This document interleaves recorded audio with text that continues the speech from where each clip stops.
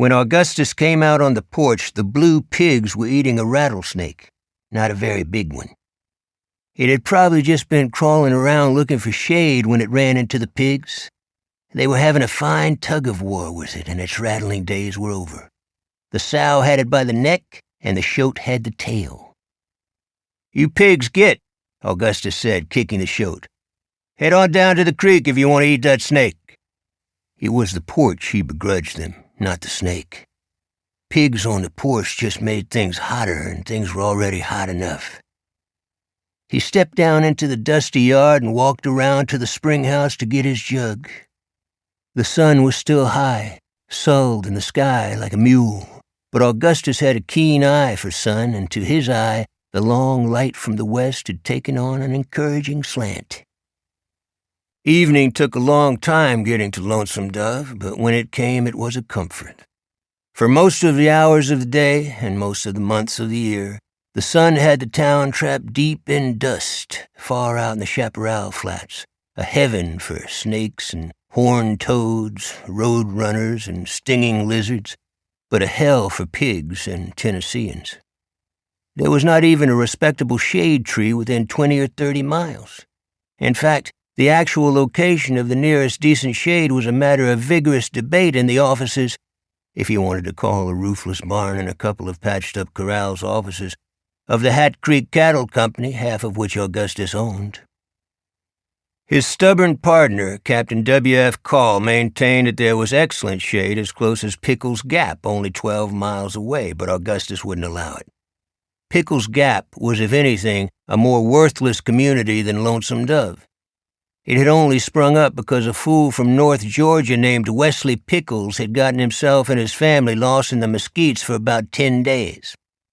When he finally found a clearing, he wouldn't leave it, and Pickles Gap came into being, mainly attracting travelers like its founder, which is to say, people too weak-willed to be able to negotiate a few hundred miles of mesquite thicket without losing their nerve. The spring house was a little lumpy adobe building, so cool on the inside that Augustus would have been tempted to live in it had it not been for its popularity with black widows, yellow jackets, and centipedes. When he opened the door, he didn't immediately see any centipedes, but he did immediately hear the nervous buzz of a rattlesnake that was evidently smarter than the one the pigs were eating. Augustus could just make out the snake coiled in a corner, but decided not to shoot it. On a quiet spring evening in Lonesome Dove, a shot could cause complications. Everybody in town would hear it and conclude either that the Comanches were down from the plains or the Mexicans up from the river. If any of the customers of the Dry Bean, the town's one saloon, happened to be drunk or unhappy, which was very likely, they would probably run out into the street and shoot a Mexican or two just to be on the safe side. At the very least, Call would come stomping up from the lots only to be annoyed to discover it had just been a snake. Call had no respect whatsoever for snakes or for anyone who stood aside for snakes. He treated rattlers like gnats, disposing of them with one stroke of whatever tool he had in hand. "A man that slows down for snakes might as well walk," he often said, a statement that made about as much sense to an educated man as most of the things Call said. Augustus held to a more leisurely philosophy. He believed in giving creatures a little time to think, so he stood in the sun a few minutes until the rattler calmed down and crawled out a hole. Then he reached in and lifted his jug out of the mud.